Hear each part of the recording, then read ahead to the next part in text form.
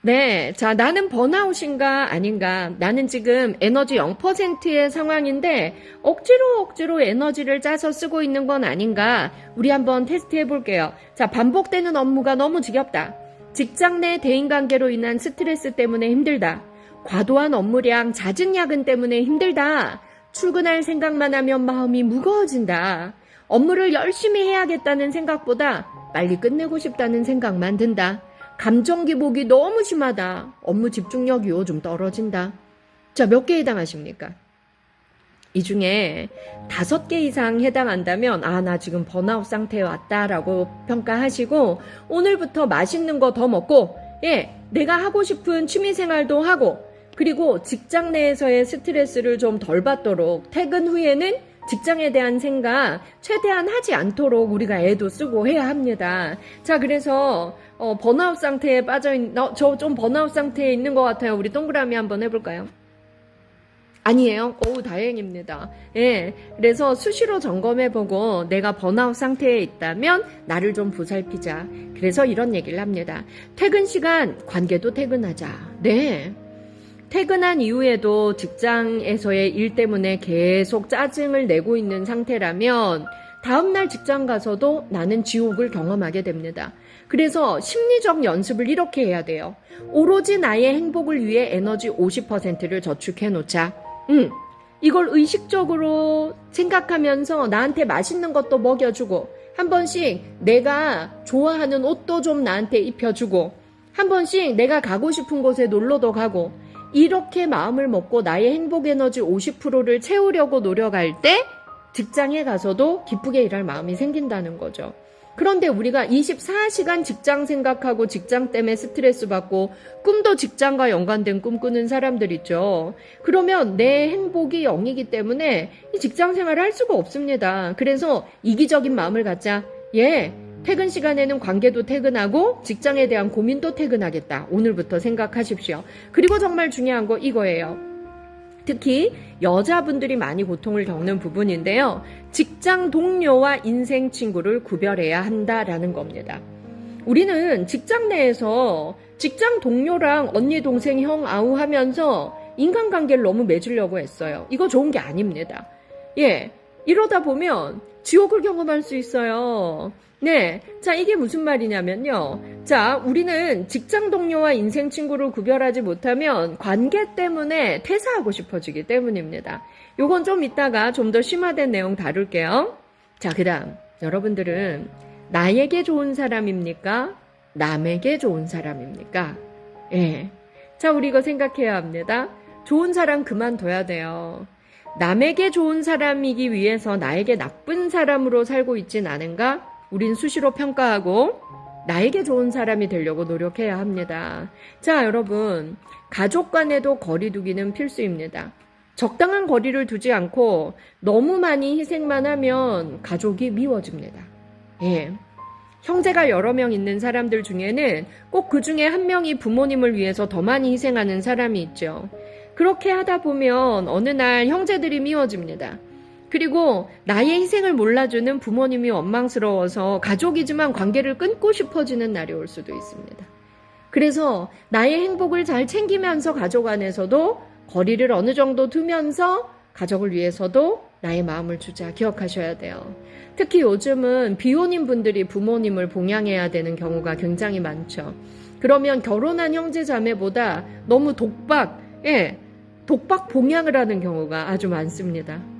그러면 내 마음에 화병이 생길 수도 있어요. 그래서 가족 사이에도 거리 두자 기억하세요. 자, 여러분 체크하세요. 나는 어떤 사람입니까? 나는 친절하지만 실속 없는 사람입니까? 거절 못하는 만만한 사람입니까? 실속 챙기면서 상대를 존중하며 협력관계 유지하는 사람입니까? 여러분은 셋 중에 어떤 사람이 되고 싶습니까? 자, 손가락으로 평가해 볼까요? 나는 셋 중에 현재 어떤 사람입니까? 3번이도록 우리 노력하면서 살기로 해요. 저는 친절하지만 실속 없는 사람이었고 거절 못하는 만만한 사람으로 거의 40년을 살아왔더라고요. 그래서 40살이 되던 그 해에 결심했어요. 나는 내 실속 챙기고 남에게 만만해 보이는 그런 인생을 살지 말자. 예, 결국 남은 게 없더라고요. 40년 동안 점검해 보니까. 그래서 지금은 실속 챙기자. 단 상대를 존중하면서 협력 관계를 유지하는 사람이 되자. 이렇게 마음 먹고 살고 있습니다. 자, 여러분들도 이런 연습 한번 해보시죠. 자, 여러분, 그 다음입니다. 무지한 사람이 타인에게 피해를 줍니다. 자, 어떤 사람이 무지한 사람일까요? 자, 무지한 사람은 배우지 못한 사람이 아니라 자기 자신을 모르는 사람입니다. 여러분은 나에 대해서 얼마나 잘 알고 계십니까?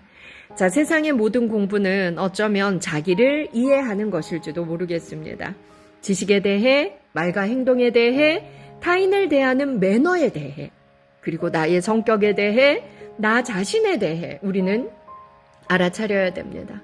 나에 대해서 무지하면 인간관계에서 또 지옥을 경험하게 됩니다. 나에 대해서 무지하면 사람을 보는 눈이 없어서 늘 나쁜 사람한테 희생당하게 됩니다.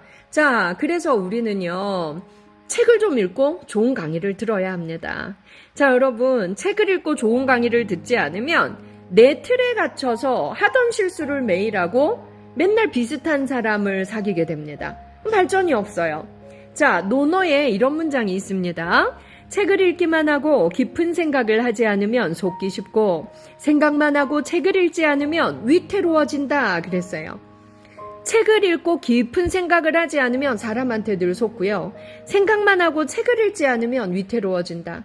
책을 읽는 것과 좋은 강의를 듣는 건 같습니다. 그래서 요즘은 유튜브 통해서도 좋은 강의가 굉장히 많지요. 그래서 항상 책 읽고 생각하고 토론하고 좋은 강의 듣고 기록하고 그걸 연습하고 실천하고 이런 여러분들이 되시기를 응원합니다. 자, 그래서 밑에 있는 글씨 보세요. 항상 공부하고 온전한 나의 지식으로 만들고 판단을 할 때는 신중하되 실행을 할 때는 단호하게 하는 사람. 직장인의 수칙이라고 여러분들이 기억하시면 좋겠어요. 자, 그러면 내가 직장 내에서 항상 발전하면서 성장하는 인간관계 맺으려면 뭐 하자? 다시 복습할게요. 항상 공부하기, 온전한 나의 지식 만들기, 판단을 할 때는 신중하되 단호하게 실행하기. 이거 기억해 주세요. 자, 그 다음 감정 난독증이라는 말 혹시 한번 들어보셨습니까? 무지한 사람은 자신을 모르는 사람이다 라고 말씀을 드렸는데요. 자, 내 감정이 어떤 건지 파악할 줄 모르는 사람은 내 감정 조절할 줄 모릅니다. 늘 타인에게 당신 탓이야 라고 생각하기 때문에 늘 타인에게 화나고 짜증나고 섭섭한 감정이 들죠. 그래서 우리는 내 감정을 잘 읽는 것부터 해야 합니다. 자, 화를 잘 못 참는 사람들이 있어요. 화를 잘 못 참는 사람들이 감정을 다루지 못하는 제일 대표적인 유형인데요. 불편한 감정을 어떻게 다루어야 하는지 자기의 마음을 해독하지 못하는 것입니다. 좋은 감정을 선택하는 능력이 없으면 평생 남탓만 하게 되고 관계는 끊어집니다. 그래서 심리학 공부를 하는 것은 내 마음에 대한 지식을 쌓아가는 과정이다. 이렇게 여러분들이 생각하시면 되겠어요.